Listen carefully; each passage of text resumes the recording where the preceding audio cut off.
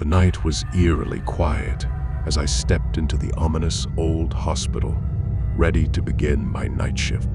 It was an ancient building with long, dark corridors that seemed to stretch on forever.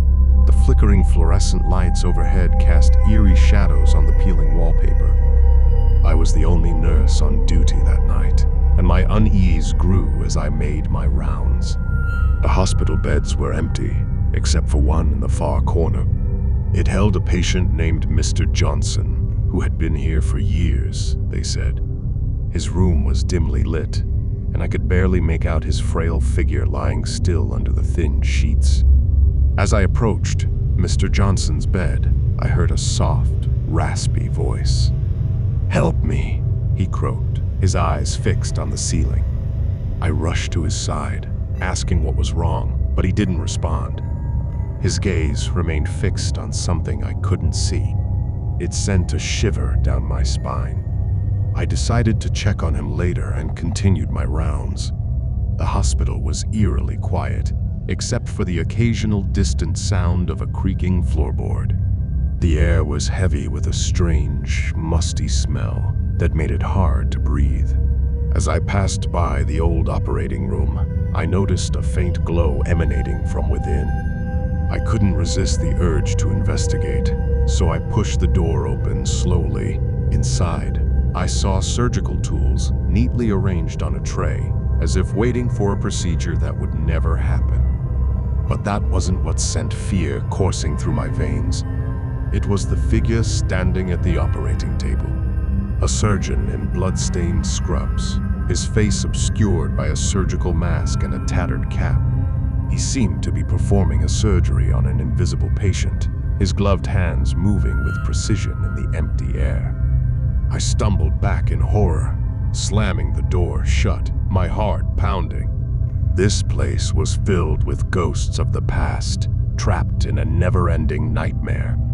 I returned to Mr. Johnson's room, my mind racing with fear.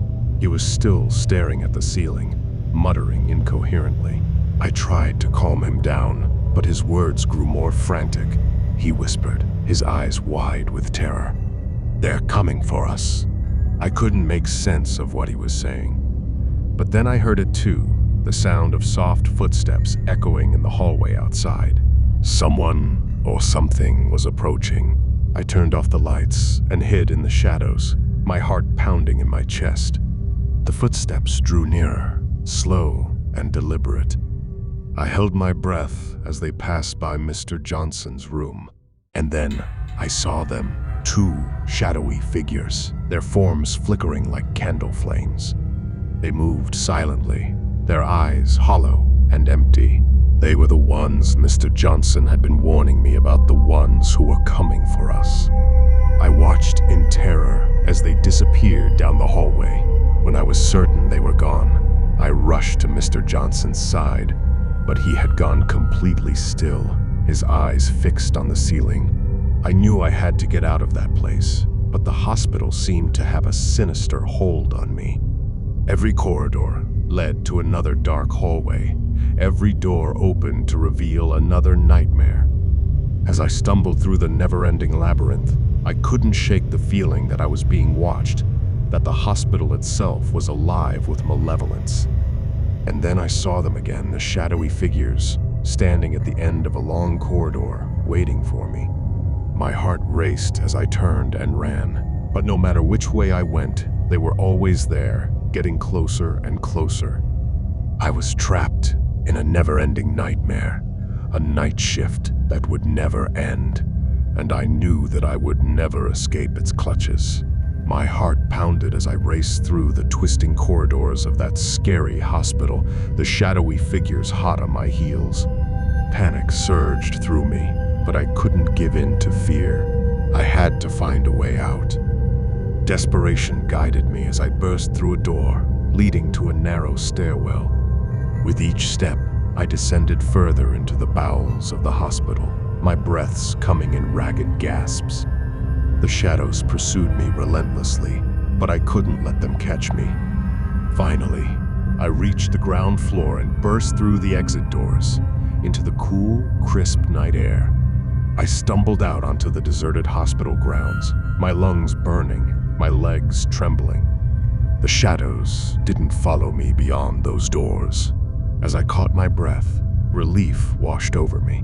I had escaped the malevolent grip of that old hospital, and I was determined to share my terrifying experience with my fellow nurses. The next morning, I gathered my colleagues in the break room, and with trembling hands and a voice filled with urgency, I told them the horrifying tale of my night shift there. I warned them to never accept a duty at that cursed hospital, to stay far away from its haunted halls. They listened intently, some with disbelief, others with wide-eyed horror. But one thing was clear: they could see the terror in my eyes, and they knew that I wasn't fabricating the story. As time passed, the legend of hospital grew among the hospital staff. They began to share their own chilling experiences, stories of strange sounds in the night, flickering lights, and unexplainable occurrences. It seemed that the hospital's dark history was well known among the nurses who had worked there.